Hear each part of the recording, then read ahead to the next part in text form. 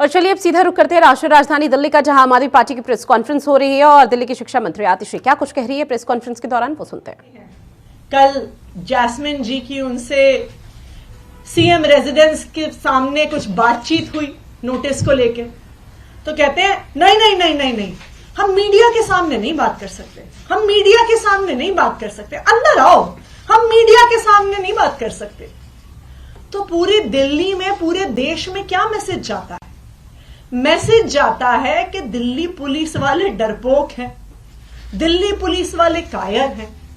ये कितने दुख की बात है कि दिल्ली पुलिस के जाबाज सिपाहियों की इमेज आज एक डरपोक इंसान, एक कायर की कर दी गई है, जो मीडिया के सामने बातचीत भी नहीं कर सकता।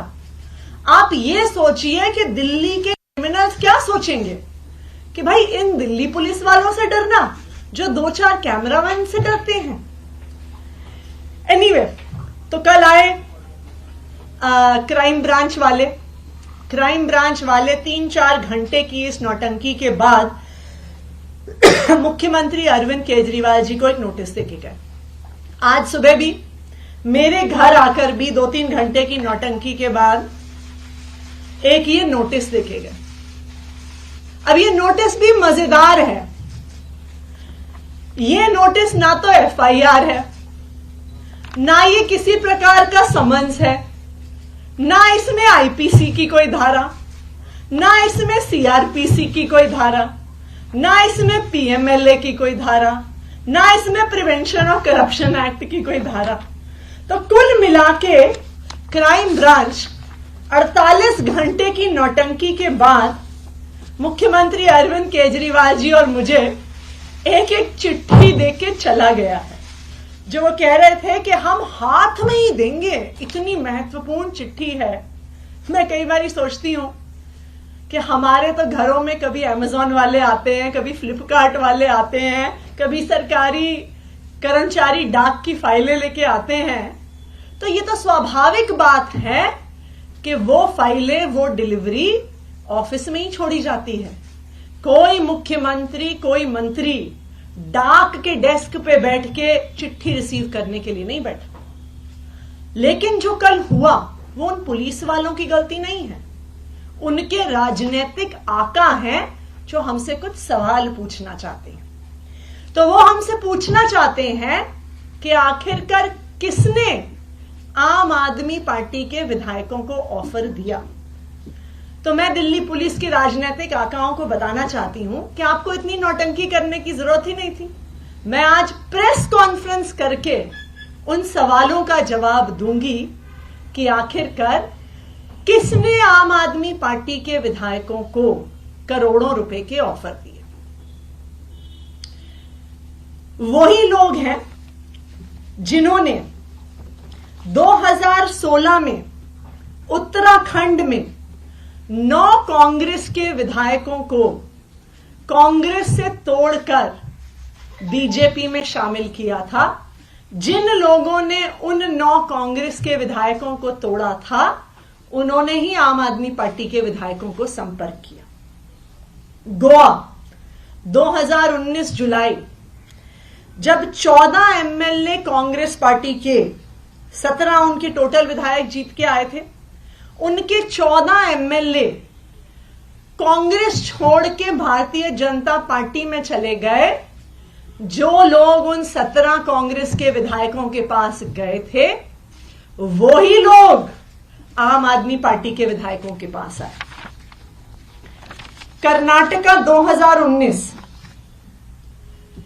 मई 2018 में कांग्रेस और जेडीएस की सरकार बनी, एचडी कुमारस्वामी मुख्यमंत्री बने। जुलाई 2019 में कांग्रेस और जेडीएस के 17 विधायक टूटकर भारतीय जनता पार्टी में चले गए। जो लोग उन 17 कांग्रेस और जेडीएस के विधायकों को पैसा ऑफर करने आए थे, धमकियां देने आए थे, वही आम आदमी पार्टी के विधायकों के पास आए। मध्य प्रदेश 2020, कमलनाथ मुख्यमंत्री थे, कांग्रेस की सरकार थी। 22 कांग्रेस के विधायक कांग्रेस छोड़कर, टूटकर भारतीय जनता पार्टी में शामिल हो गए, तो जो उन कांग्रेस के 22 विधायकों को खरीदने आए थे, उनको तोड़ने आए थे, वही आम आदमी पार्टी के विधायकों के पास आए। और लेटेस्ट जो अभी कुछ ही दिन पहले पूरे देश ने देखा, महाराष्ट्र में नवंबर 2019 में उद्धव ठाकरे महाराष्ट्र के मुख्यमंत्री बने, लेकिन 21 जून 2022 को शिवसेना के नेता एकनाथ शिंदे 11 विधायकों के साथ बंबई से सूरत चले गए और शिवसेना छोड़कर भारतीय जनता पार्टी के साथ मिलकर उन्होंने सरकार बना ली। तो जो लोग एकनाथ शिंदे के साथ साथ 11 विधायकों को तोड़ने आए थे, वही लोग आम आदमी पार्टी के विधायकों को तोड़ने आए। और जो तेलंगाना में हुआ, जो एक स्टिंग के माध्यम से हमने देखा कि कुछ लोग विधायकों को तोड़ने के लिए करोड़ों रुपए कैश लेके घूम रहे थे, वही लोग आम आदमी पार्टी के विधायकों से संपर्क कर रहे हैं। तो मैं क्राइम ब्रांच के राजनीतिक आकाओं को बताना चाहती हूं कि आपको भी पता है कि कौन वो लोग हैं जो पिछले 7-8 साल से एक एक करके ऑपोजिशन की सारी सरकारों को तोड़ रहे हैं, और वही लोग हैं जो आज आम आदमी पार्टी के एमएलए से संपर्क कर रहे हैं। अब मैं जैस्मिन शाह जी से कहूंगी कि वो अपनी बात रखें।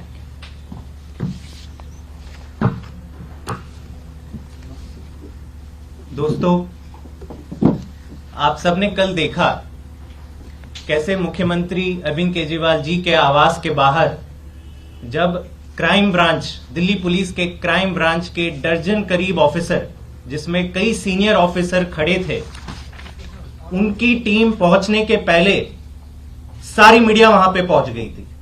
किसने बताया मीडिया को? भाजपा ने बताया। मतलब भाजपा को पता चल जाता है कि अभी क्राइम ब्रांच मुख्यमंत्री आवास पे पहुंचने वाली है। आज मंत्री आतिशी जी के यहां क्राइम ब्रांच के वही दर्जन ऑफिसर पहुंच जाते हैं, उससे पहले 2 दर्जन मीडिया वाले पहुंच जाते हैं, और फिर वहां पर 5 घंटे, कल मुख्यमंत्री आवास के बाहर 5 घंटे ये क्राइम ऑफिसर अपना सारा काम काज छोड़कर केवल खड़े रहते हैं और कहते हैं नहीं जी, हमें तो मुख्यमंत्री जी से मिलना है। आप सबने वो वीडियो देखा होगा जहां मैंने उनसे एक आम नागरिक के तौर पे सवाल पूछा कि किस धारा के तहत, बस इतना बता दीजिए, किस धारा के तहत आप ये नोटिस मुख्यमंत्री जी को पर्सनली हाथ में सौंपना चाहते थे। क्या कहा उन्होंने? नहीं जी, मीडिया के सामने नहीं कहूंगा, आ जाइए अंदर बात करते हैं। इतना डर, इतना खौफ। अगर आप कानून के तहत कोई काम करते हैं तो मीडिया के सामने बताने में क्या है आपको डर?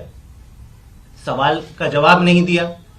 अंत पंत में 5 घंटे की नौटंकी के बाद वही नोटिस सीएम दफ्तर के बाहर देके चले गए। मैं आज आपको यह बताना चाहता हूं कि दिल्ली में इसका क्या इंपैक्ट होता है। आप सब जानते हैं दिल्ली देश का क्राइम कैपिटल है। हर साल, ये सुन लीजिए, ये नंबर अगर आप सुनेंगे तो चौंक जाएंगे, हर साल दिल्ली में 3 लाख क्रिमिनल केसेस रजिस्टर होते हैं। 3 लाख। इन 3 लाख केसेस में से चार्जशीट कितने में फाइल होती है? 1 लाख। 1 लाख से भी कम, करीबन 30% क्रिमिनल केसेस में ही हर साल चार्जशीट फाइल होती है। 2 लाख केसेस में तो चार्जशीट ही फाइल नहीं होती। और ये जो 30% का आंकड़ा है, परसेंटेज ऑफ चार्जशीट फाइल, वो देश भर में सबसे कम है। मतलब दिल्ली में सबसे ज्यादा क्राइम रेट, दिल्ली में सबसे कम चार्जशीट।